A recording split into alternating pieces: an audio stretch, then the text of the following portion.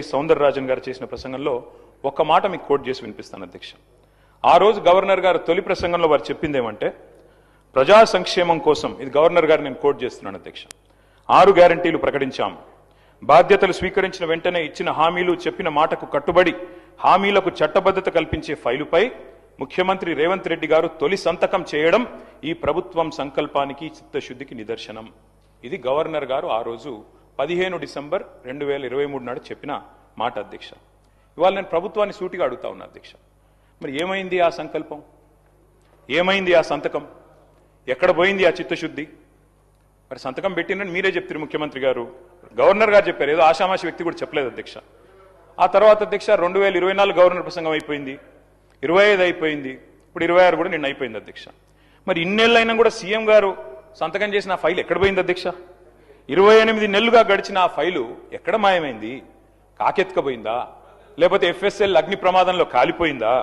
లేకపోతే మరి విచిత్రమైన విషయం అధ్యక్ష, ఇది ఒక గవర్నర్ గారు చెప్పిన మాట కాదు, ఇది మీ బాస్ రాహుల్ గాంధీ గారు చెప్పిన మాట. తొలి క్యాబినెట్ లోనే 6 గ్యారంటీలకు చట్టబద్ధత కల్పిస్తాం. తొలి క్యాబినెట్, ఇప్పటికి నాకు తెలిసి ఒక 50-60 సమావేశాలు అయినట్టున్నాయి క్యాబినెట్. ఎక్కడ పోయింది అధ్యక్ష మరి తొలి క్యాబినెట్ లో 6 గ్యారంటీలకు చట్టబద్ధత అన్నమాట? ఇది కాదు అధ్యక్ష, క్యాబినెట్ సమావేశాలు ఇన్ని జరిగినాయి, మరి ఫైలు మాయమైంది అధ్యక్ష. ముఖ్యమంత్రి గారు మాయమై సంతకం చేసిన ఫైలు, తొలి సంతకం, అది కూడా ఎక్కడో చాటుకు చేయలేదు అధ్యక్ష, బహిరంగంగా చేశారు, బహిరంగ వేదిక మీద చేశారు. ఎక్కడ పోయింది ఆ ఫైలు? నిన్న ముఖ్యమంత్రి గారు మాట్లాడుతున్నారు అధ్యక్ష, బయట ఏమంటున్నారు? 0 వాల్యూ చేశాను ప్రజల ఆస్తుల విలువ కొంతమందిది అని చెప్తున్నారు అధ్యక్ష. ఇవాళ 0 వాల్యూ దేనికి ఉందంటే ఈ రాష్ట్రంలో ముఖ్యమంత్రి గారు చేసిన తొలి సంతకానికి 0 వాల్యూ, ముఖ్యమంత్రి గారు చేసిన సంతకం ఉన్న తొలి ఫైలుకు 0 వాల్యూ, మీ గ్యారంటీ కార్డులకు ప్రజల దృష్టిలో 0 వాల్యూ, మీ డిక్లరేషన్లకు ప్రజల దృష్టిలో 0 వాల్యూ, మూసీలో మీరు ముంచుతున్న ఇళ్లకు కాదు అధ్యక్ష, విశ్వసనీయత కోల్పోయిన మీ ప్రభుత్వానికి ఇవాళ ఈ ప్రజల దృష్టిలో 0 వాల్యూ ఉందని మాట నేను విజ్ఞప్తి చేస్తా ఉన్నా అధ్యక్ష. ఇదిగో మీ కాంగ్రెస్ పార్టీ ప్రచురించిన బ్రహ్మాండమైన ఫుల్ పేజ్ అడ్వర్టైజ్మెంట్ అధ్యక్ష, 6 గ్యారంటీల మీద ఏం చెప్పారు అధ్యక్ష? ఇందులో నేను చదివినిపిస్తా అధ్యక్ష. ప్రతి కుటుంబానికి, ఫస్ట్ ఆఫ్ ఆల్ 100 రోజుల్లో నెరవేరుతుంది ప్రతి గ్యారంటీ. 100 రోజుల్లోనే అధ్యక్ష, అదే సినిమాలకు శతదినోత్సవం చేసినట్టు ప్రభుత్వం వచ్చిన 100 రోజుల్లోనే అన్ని గ్యారంటీలు నెరవేరుస్తాం. ఇంకోటి చెప్పారు అధ్యక్ష ఇందులో, గంభీరమైన మాట, కాంగ్రెస్ గ్యారంటీలతో అందే ప్రయోజనాల విలువ 2,50,000 ప్రతి సంవత్సరం ప్రతి కుటుంబానికి. మరి 2.5 ఏళ్ళైంది అధ్యక్ష, ఒక్క కుటుంబం చూపెడతారా ఈ రాష్ట్రంలో? 40,000 కోట్లు కాదు, 57,000 కోట్లు వడ్డీ లేని రుణాలు ఇచ్చామన్నారు. అంతేగా సార్ మీరు చెప్పింది? 57,000 కోట్ల వడ్డీ లేని రుణాలు ఇచ్చామని ఆన్ రికార్డ్ ఇప్పుడు డిప్యూటీ సీఎం చెప్పారు. Sir, I challenge the honourable deputy CM, ఆయన చెప్పిన మాట వాస్తవం అయితే, 57,000 కోట్ల వడ్డీ లేని రుణాలు ఇచ్చిన మాట వాస్తవం అయితే ఆర్డర్ కాపీ చూపెట్టమనండి, ఇక్కడే రాజీనామా చేసి నేను శాశ్వతంగా, లేదంటే వారు రాజీనామా చేయాల్సి, తప్పుడు ప్రచారం చేసినందుకు, సభను తప్పుదోవ పట్టించినందుకు వారు రాజీనామా చేయాలి. ఎక్కడిచ్చారు అధ్యక్ష 57,000 కోట్ల వడ్డీ లేని రుణాలు? ఈ రకంగా సభను, రాష్ట్ర ప్రజల్ని, రాష్ట్రంలోని మహిళల్ని కించపరుస్తుంది మీరు. ఎక్కడిచ్చారు వడ్డీ లేని రుణాలు 57,000 కోట్లు? లెక్కలు చూసుకోండి, మీరు ఫైనాన్స్ మినిస్టరు, ఇట్లా మీరు మాట్లాడకూడదు. భట్టి గారు, యూఆర్ రాంగ్. టీ హబ్ అనేది వరల్డ్ లోనే లార్జెస్ట్ ఇంక్యుబేటర్ అధ్యక్ష, టెక్నాలజీ ఇంక్యుబేటర్ అధ్యక్ష. అది మేము కట్టాం. ఇవాళ శ్రీధర్ బాబు గారు నడిపిస్తా ఉన్నారు, గవర్నమెంట్ నడిపిస్తా ఉన్నారు. కానీ ఈ ప్రభుత్వం ఆలోచనలు ఎట్లా ఉంటాయి అధ్యక్ష అంటే, మరి టీ హబ్ అంటే అది ఏమనుకున్నారు, ఛాయ్ అమ్ముకునే దుకాణం అనుకున్నారు ఏందో తెలియదు. కానీ మొన్న ప్రభుత్వ కార్యాలయాలు అందులోకి తరలించాలని ఆర్డర్ ఇచ్చారు అధ్యక్ష. ఆర్డర్ ఇచ్చి మళ్ళీ తర్వాత గంటలో 2 గంటలకో సవరించుకున్నారు. అంటే మంత్రులకు తెలియకుండా, ముఖ్యమంత్రి గారికి తెలియకుండా ఆర్డర్లు వస్తున్నాయి, మళ్ళీ తర్వాత సవరించుకుంటున్నారు. ఏం నడుపుతున్నారో మాకైతే అర్థం కావట్లేదు అధ్యక్ష.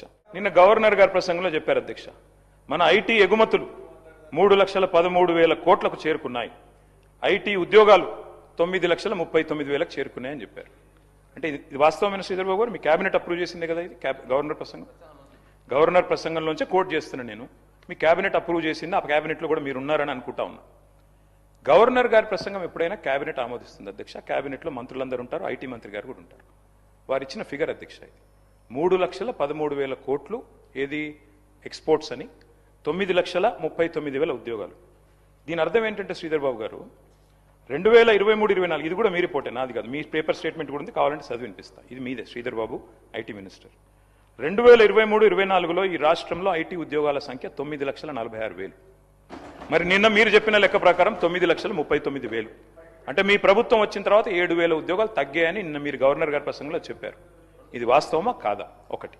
రెండవది విచిత్రమైన విషయం అధ్యక్ష, మరి కుడి చేయి ఏం చేస్తుందో ఎడం చేయికి తెలియదన్నట్టు శ్రీధర్ బాబు గారు బయట స్టేట్మెంట్ ఇచ్చారు అధ్యక్ష. ఇక I'm quoting times of India. Sridhar అన్న మీరేం చెప్పారు?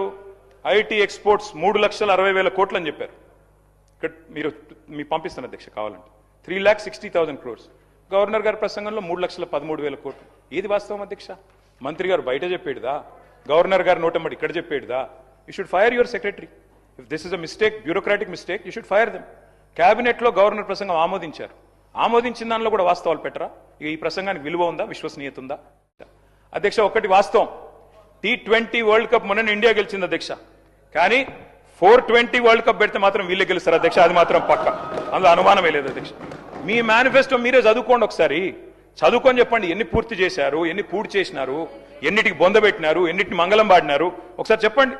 ఈ మధ్యన ముఖ్యమంత్రి గారు మాట్లాడుతూ ఒకటి చాటు చెప్పారు అధ్యక్ష, నేను కర్ణుడు లాంటి వాడిని అని చెప్పాడు అధ్యక్ష. కరెక్ట్ అధ్యక్ష, ముఖ్యమంత్రి గారు నిజంగానే కర్ణుడు లాంటి వాడు. ఎన్నికలకు ముందేమో దాన వీర శూర కర్ణ, ఎవరు ఏదడిగినా ఓకే, ఇది అంతే ఇదంతే, మీకు ఇంతిస్తా అంతిస్తా. ఇప్పుడు ఎన్నికలు అయిపోయినాక మాత్రం ఓట్లు పడ్డాక అధ్యక్ష కుంభకర్ణ పత్తాలేడు అధ్యక్ష. ఎన్నికలకు ముందు దానకర్ణ, ఇప్పుడు మాత్రం కుంభకర్ణ అయిపోయింది అధ్యక్ష.